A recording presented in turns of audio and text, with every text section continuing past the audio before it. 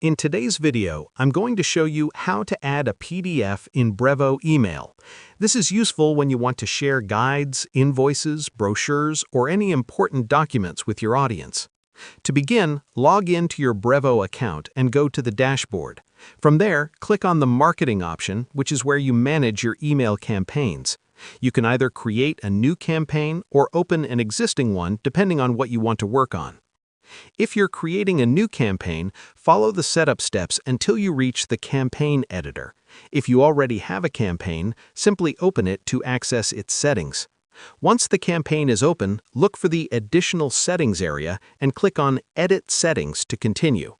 Next, find the Sending and Tracking section. This section controls how your emails are sent and monitored. Within this area, you'll see the option to add an attachment. Click on it, then select a file from your device and upload the PDF you want to include. Make sure the PDF is final and ready to share before uploading. After the file is attached, click Save to apply your changes. This ensures the PDF stays attached to your email campaign. That's it. Your PDF is now successfully added to your Brevo email and will be sent along with your message.